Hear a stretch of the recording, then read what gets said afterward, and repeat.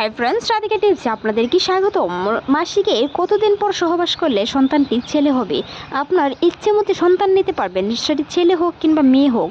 আপনার যে সন্তানটি দরকার হয় সেই সন্তানটি আপনি নিতে পারবেন মাসিকের কতদিন পর সহবাস করলে কিংবা কিছু নিয়মকানুন মেনে চললে আপনার সন্তানটি আপনার ইচ্ছা মতোই হতে পারে। তবে ছেলে সন্তানের প্রতিভা কিংবা ছেলে সন্তানের আকাঙ্ক্ষা অনেকেরই থেকে থাকে, তাই মাসিকের কতদিন পর সহবাস করলে আপনার ছেলে সন্তান হওয়ার সম্ভাবনা অনেকটাই বেশি। আজকের এই ভিডিওতে আলোচনা করব এই কিছু গুরুত্বপূর্ণ টপিকস নিয়ে। আশা করছি ভিডিওটি মনোযোগ সহকারে দেখবেন। একটি মাসিকের 28 দিন কিংবা 30 দিনের সাইকেলের মধ্যে প্রত্যেকটি নারী গর্ভধারণের জন্য প্রস্তুত হয়ে থাকে। তবে কারো কারো ক্ষেত্রে গর্ভধারণ সম্ভব হয় না বিভিন্ন শারীরিক সমস্যার কারণে, আবার কারো কারো ক্ষেত্রে সেটি সম্ভব হয়। তাই আপনি যখন মাসিক হবেন তখন ওভুলেশন টাইম অর্থাৎ ডিম্বস্ফোটনের দিন একটি রয়েছে। একটি মহিলার মাসিক চক্রের 28 দিনের মধ্যের দিনগুলোতে তার ডিম্বস্ফোটন হয়, আর সেই ডিম্বস্ফোটনটাই হলো বাচ্চা ধারণের একমাত্র দিন। অর্থাৎ আপনি যদি ডিম্বস্ফোটনের দিন মেলামেশা করেন সেই ক্ষেত্রে আপনার সন্তান হবে। তবে সন্তানটি যদি ছেলে নিতে চান তাহলে আপনার কখন মেলামেশা করতে হবে?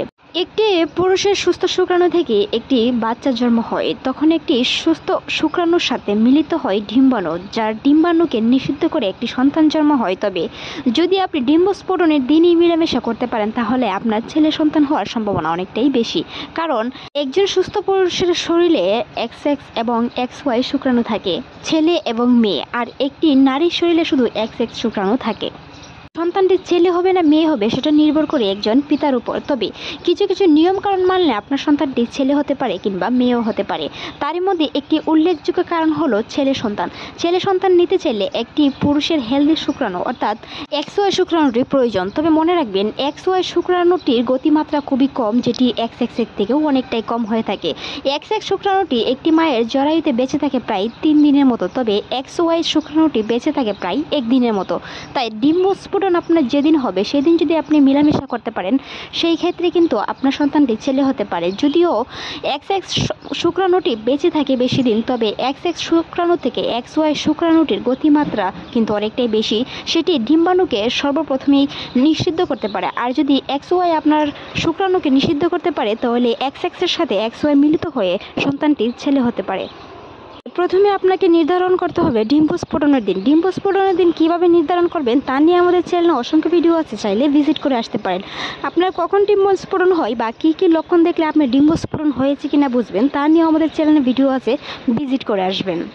এছাড়াও বাজারে ফার্মেসিতে বিভিন্ন ধরনের কিট, অ্যাভুলেশন কিট কিনতে পাওয়া যায়, সেগুলো ট্রাই করে দেখতে পারেন আপনার ওভুলেশন টাইম হয়েছে কিনা। যদি আপনার ওভুলেশন টাইম হয়ে থাকে তাহলে আপনি মেলামেশা করতে পারেন। সেই সময় যদি আপনি মেলামেশা করেন তবে আপনার ছেলে সন্তান হওয়ার সম্ভাবনা অনেকটাই রয়েছে। তবে মনে রাখবেন, যদি আপনি মাসিকের 8 থেকে 13তম দিনের আগে যদি মেলামেশা করে থাকেন তাহলে কিন্তু আপনার XX শুক্রাণুটি আপনার জরায়ুতে বেঁচে থাকবে, আর যখনই আপনার ডিম্বস্ফোটন হবে তখন কিন্তু XX শুক্রাণু আপনার X এর সাথে মিলিত হয়ে একটি কন্যা সন্তান হতে পারে। তাই অবশ্যই মাসিকের আগে ওভুলেশন টাইম হওয়ার আগ পর্যন্ত মেলামেশাটা বন্ধ রাখুন।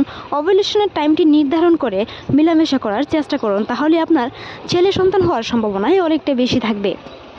ওভুলেশন টাইমটা কারো কারো ক্ষেত্রে মাসিক যেদিন থেকে হয়ে থাকে সেদিন থেকে হাতে গোনায়, কারো কারো ক্ষেত্রে সেটি 13 থেকে 18 দিনের ভিতর হতে পারে, কারো কারো সেটি নির্দিষ্ট সময় 14 দিনের মতো হতে পারে। অর্থাৎ আপনি যদি 1 তারিখ মাসিক হয়ে থাকেন তাহলে আপনার ওভুলেশন টাইম হবে 14 তারিখ, অর্থাৎ 14 দিনের দিনই আপনার ওভুলেশন টাইম। আর সেদিন যদি আপনি মেলামেশা করেন সেই ক্ষেত্রে আপনার ছেলে সন্তান হওয়ার সম্ভাবনা অনেকটাই বেশি।